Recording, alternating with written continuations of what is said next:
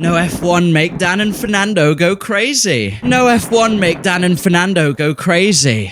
Oh, hello there, viewer. It's currently been over 36 days since the last F1 race. As you can see, I'm coping tremendously well and still keeping my sanity. With that said, despite the winter break being a time for the F1 drivers to parade around on their yachts and play paddle in Monaco, the rest of the F1 paddock doesn't slow down at all. In fact, you could argue that in the F1 world, it's busier than ever. So today, I'll get you up to speed with everything that's happened over the winter break, from the Oliver Bearman leaks to engine cylinder sizes, but first we must start with Fernando Alonso. Next year is going to be a very interesting year for the oldest driver on the grid, and man who holds me prisoner, Fernando Alonso. That's because Aston Martin really has the potential to spice things up in the running order of Formula One. When F1's regulations first changed in 2014 to hybrid power units, yuck, Mercedes dominated. And from then on, the big three teams in F1 generally consisted of Mercedes, Ferrari, and Red Bull. Obviously, sometimes this would change, but generally that was the way it went. Until at the start of 2023, the Aston Martin F1 team suddenly leaped ahead of Mercedes and Ferrari, Alonso, and had the second fastest car. However, despite those good results, it would actually be McLaren who went on to shift the running order and are now both reigning constructors and drivers world champions. But everyone else saw a glimpse of promise in that green team. Okay, can you bring it back, Lance?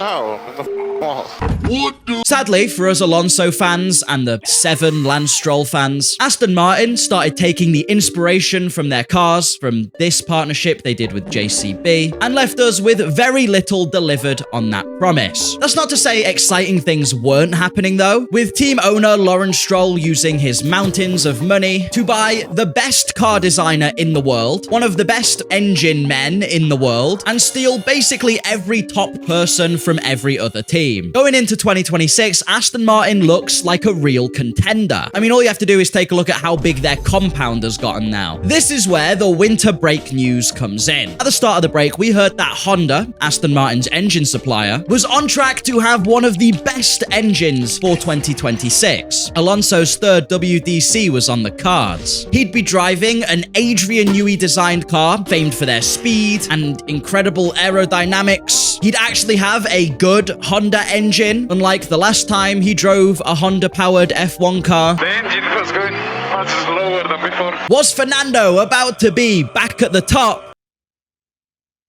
No. Not yet. Adrian Newey claims Aston Martin simulator needs more work. Stroll admits Aston Martin doesn't have the tools to be a top team. Honda have growing concerns over the 2026 engine. We are cooked. I feel so stupid for, yet again, 3rd year in a row, falling for the Aston Martin hype train. I do genuinely believe in a few years, the team might actually be one of the ones to shake up the running order, but maybe expecting that for 2026 was a bit optimistic. Deep down, I'll still have some hope, but it feels like they are already doing damage control, which before the 26 season has even started is never a good look. But what happened to have Honda just a few months ago going they've cooked up a great engine to now having growing concerns? Well, it may be explained by the fact they've reported both Mercedes and Red Bull Ford to the FIA for their engines for next year. Article C5.4.3. That probably means bollocks to you, but that is the rule outlining the maximum compression ratio F1 cylinders can reach in 2026. It's outlined at 16.0, but both Red Bull and Mercedes have found a way around this. I'm not an engineer, and I'm 99% sure you probably aren't either, so I will try my very best to explain this as someone with a maximum of about 4 brain cells working at once. I mean, I am a YouTuber, I'm not allowed to also be smart, but I am allowed to say subscribe, baby, oh yeah! So, the FIA takes a measurement of these cylinders when the engine is at its coldest and essentially not really doing anything in the pit lane. Which means, because metal expands when hot, I believe this is the reason why, that when the engine is actually running at race speeds, you can technically have a bigger than 16.0 compression ratio and still be within the boundaries of the rules when the measurements are taken. that's quite big. I did mention that Honda had reported both Mercedes and Red Bull to the FIA for this, to which the FIA said, well, you should have thought of that then, shouldn't you? Shut up, you dickhead, now fuck off, don't send me another message. So surely that means either Mercedes or Red Bull will be the fastest cars. Wrong! If you thought that, you are very stupid. Remember, Mercedes provides engines to not only themselves, but Alpine, McLaren, and Williams. Which means we, and I mean all of us, are on the Williams hype train. And has also been a big reason as to why this winter break specifically has been full of speculation. But not only speculation, also cancellation. It's time to talk about the F1 version of the Epstein files getting released, Oliver Bearman's Discord DMs. Who do you actually support? Max. Happy birthday to the 8-time F1 world champion, Lewis. Latifi is better. Hamilton doesn't know how to overtake. When can I buy him? What? Okay, so that last one was the one people were actually trying to cancel Ollie for, because they genuinely believed it was an incredibly racist joke about, well, you know what it's about. He was talking about the Fortnite skin, guys. Come on. There's even a screenshot of him wearing the skin. That sounds even worse out of context. Anyway, ignoring that last one, you can clearly see why Team LH was furious. Not only was Oliver Bearman funny, something they clearly despise, but he was also a Max Verstappen fan, criminal. On a more serious note, I do think it's a bit weird to try and cancel someone over their Discord messages from when they were 16. They were fine. And genuinely, Ollie knows ball if he thinks Latifi is better than Hamilton. I do think it's evidence of just how bored some F1 fans get during the winter break. If someone had posted this after Las Vegas, it would have been forgotten in a second. However, something that did tickle the loins of F1 fans was when we got our first on-track action of 2026. Audi actually put an F1 car on the track. Now, Audi are new to F1 for this year, so as you can imagine, there's a lot of interest in how they'll do. One winter break rumor was that they'd be the first F1 car with headlights so they could flash the drivers they were overtaking, truly embodying the Audi driver spirit. The Audi team were using their 200 kilometers of filming days, which all the teams actually used to just test their cars. It didn't explode or fall apart, so I think it's considered a success. Otherwise, there's sadly not a lot you can tell from the very small amount of footage we've seen. However, this year, the F1 winter break has been dominated by something absolutely massive. And I have to admit, I'm partly responsible. It's winter slop. If you don't know, in 2012, F1 champion Kimi Raikkonen came back to Formula One with Lotus. Lotus had offered Raikkonen a bonus of €50,000